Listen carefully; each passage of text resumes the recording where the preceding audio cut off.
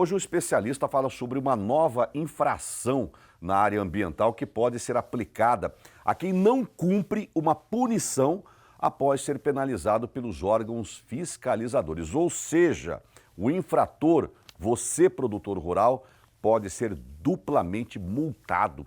Vamos conferir? Pedro Puccini.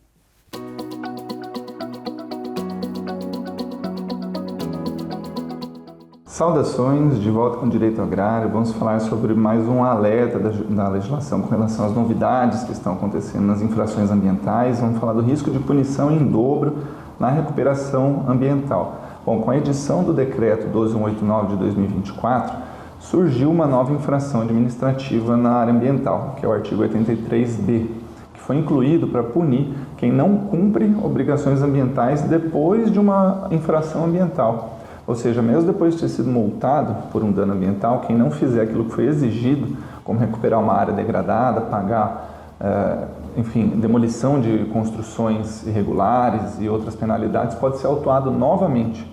Então essa nova multa pode chegar até 50 milhões.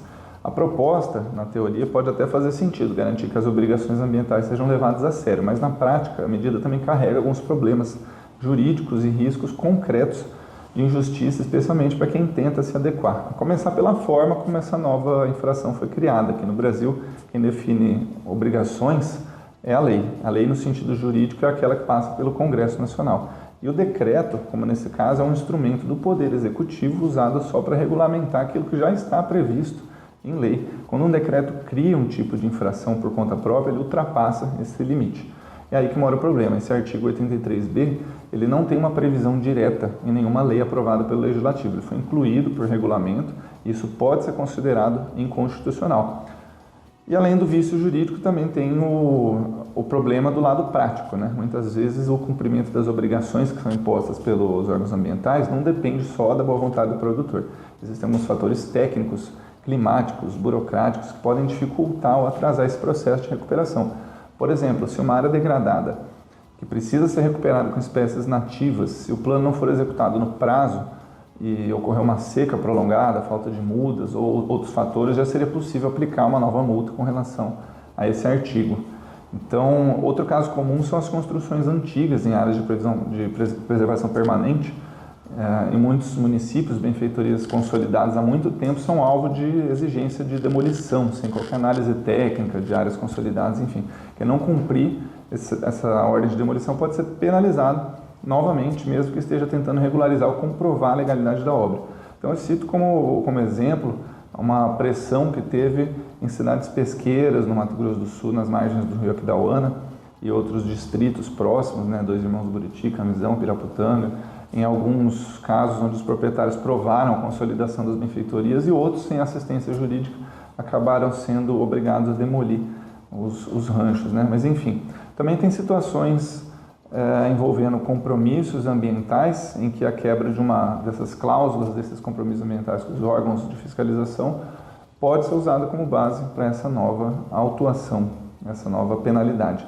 Então, uma dessas situações, que eu também trago aqui como exemplo, já chegou ao ponto de exigir recuperação da vegetação em 2 anos, quando estudos técnicos que foram contratados demonstraram que esse processo pode levar décadas, né? E esse caso ocorreu também no Mato Grosso do Sul, né, onde foi exigido a recuperação de 2 hectares de uma propriedade rural pequena, no prazo máximo de 2 anos, né? E foi rejeitada a manifestação técnica de que esse cronograma ele é estabelecido pelo órgão ambiental nos termos do decreto 7830, enfim.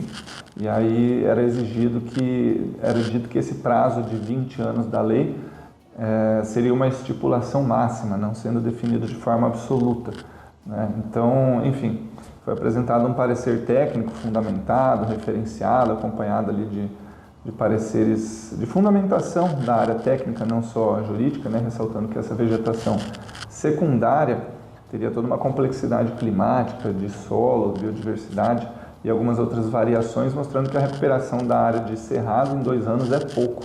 Então, eu cito só como exemplo, né? Porque mesmo em imóveis que tenham boa capacidade de regeneração natural, ainda é esperado que demore um mínimo de 10 anos para uma área começar a ter características de vegetação secundária e quase 30 anos para ter um estágio ideal de recuperação, né? Então, o que se observa com essas novidades é um risco real desse novo artigo servir para reforçar a punição de quem quer garantir uma recuperação ambiental. Isso já acontece num cenário cheio de sanções rígidas, onde a responsabilidade é objetiva e muitas vezes o produtor responde, mesmo sem ter causado o dano diretamente. Então, na prática, essa medida ela pode levar a um acúmulo de penalidades sobre o mesmo fato, sobre a mesma fiscalização, né, e algumas outras dificuldades que ignoram, né, o bom direito, a proporcionalidade, o contraditório, enfim. Por mais que a proteção ambiental ela deve ser levada a sério, não pode perder de vista que a norma jurídica precisa respeitar alguns limites, né, constitucionais para ter essa aplicação justa e técnica. Caso contrário, ao invés de promover uma regularização, esse excesso de normas pode afastar a confiança no sistema e dificultar a vida do produtor rural. Mas a gente segue aqui orientando e trazendo as novidades, né? Saudações e até a próxima.